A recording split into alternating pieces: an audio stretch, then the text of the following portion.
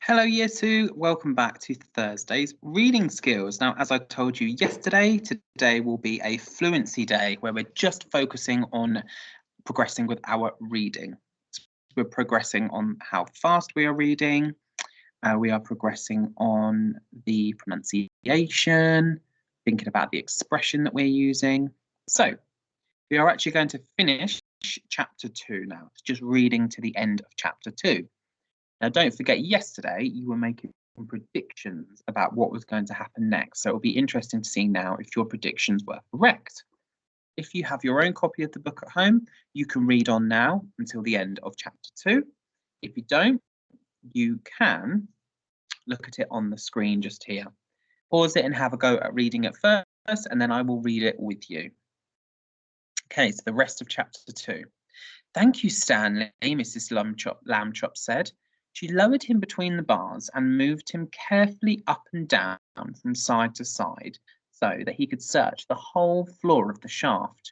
2 policemen came by and stared at Mrs. Lambchop as she stood holding the long lace that ran down through the grating. He pretended not to notice them.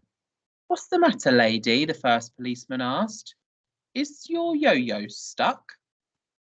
"I am not playing with a yo-yo," Mrs. Lambchop said sharply. "My son is at the other side of this lace, if you must know."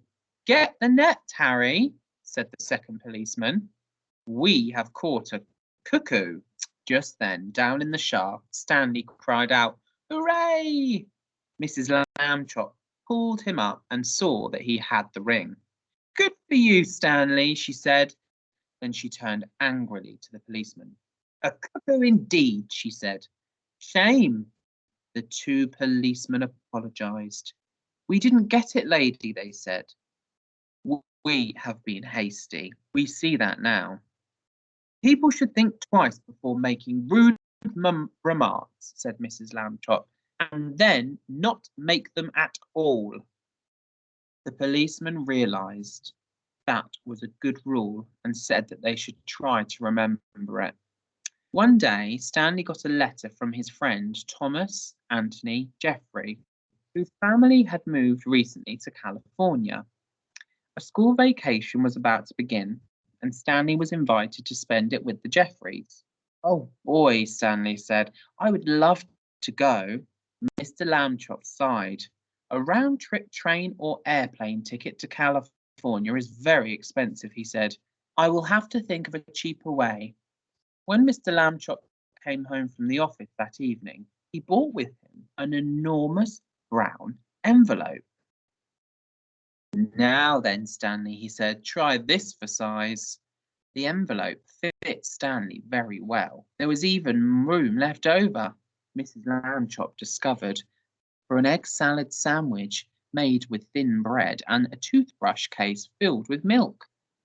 They had put a great many stamps on the envelope to pay for both the airmail and insurance, but it was still much less expensive than a train or an airplane ticket to California. The next day, Mr. and Mrs. Lambchop slid Stanley into the envelope along with his egg salad sandwich and the toothbrush case full of milk and mailed him from the box on the corner. The envelope had to be folded to fit through the slot, but Stanley was a limber boy, and inside the box he straightened right up again. So that's the end of chapter 2. Okay, so I wonder if you got your predictions right about Stanley being lowered down. Now, just to remind you, yesterday we looked at the word cuckoo. Remember I told you that cuckoo was a type of bird, but I said it's also a word that's used to describe someone who is crazy. And the police in this chapter actually made a rude comment towards the mum, didn't she? Because he said, the policeman said, "We have caught a cuckoo." So that's basically saying we have caught a crazy person. But then when they realised what was going on, the mum was quite rude and snappy back to them. And she gave them the advice that actually they should think before being rude to people. Then later on in this chapter, I'm just going to go through a few bits of those vocabulary. So California is a place in America. Okay, if you were unfamiliar with what that was.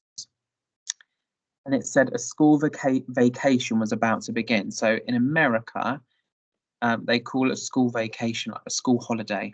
So it's basically saying a school holiday was about to begin, and Stanley was invited to spend it with the Jeffreys. Because the travel would have been really, really expensive, Mum and Dad came up with the idea of putting Stanley into an envelope and posting him there. How crazy is that?